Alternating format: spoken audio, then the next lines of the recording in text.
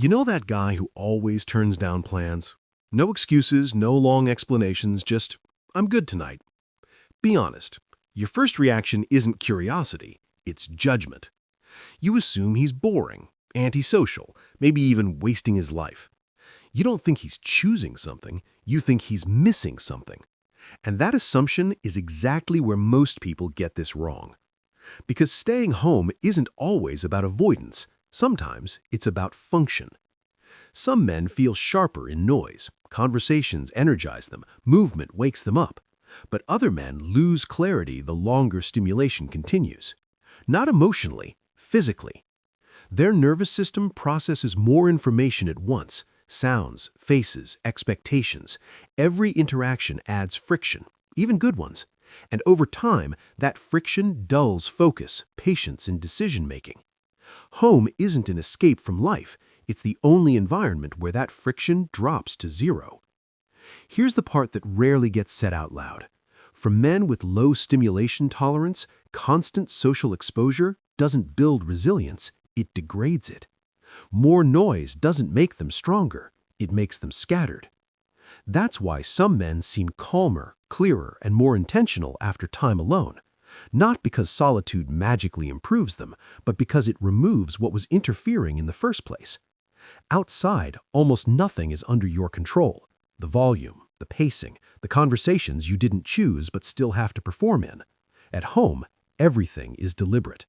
The lights are low, the room is quiet. No one needs a version of you.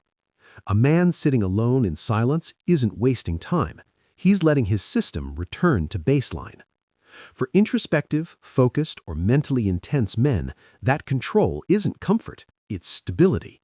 And stability is what allows depth to exist. This is why solitude often reveals clarity instead of creating it. The thoughts were already there, they just couldn't surface through constant stimulation. Staying home doesn't automatically make you thoughtful or creative, but it gives those traits space to operate, if you use the space intentionally. The problem is, society doesn't reward that kind of life. Men are taught that value comes from visibility, from being busy, from being seen, from being everywhere. But the cost of that performance is real. Burnout, emotional numbness, losing track of who you are when no one's watching. So when a man opts out of constant motion, it looks like disengagement. In reality, it's often a refusal to live on autopilot. There is, however, a line that matters. Some men stay home because it restores them. Others stay home because the world feels heavy, overwhelming, or unsafe. One is peace, the other is avoidance. And most men don't actually know which one they're in. Solitude can either expand your inner world or quietly shrink it. The difference is whether you feel clearer afterward or smaller. But for men who genuinely thrive in stillness, who feel sharper, calmer, and more grounded when life slows down, they aren't missing out. They're selective.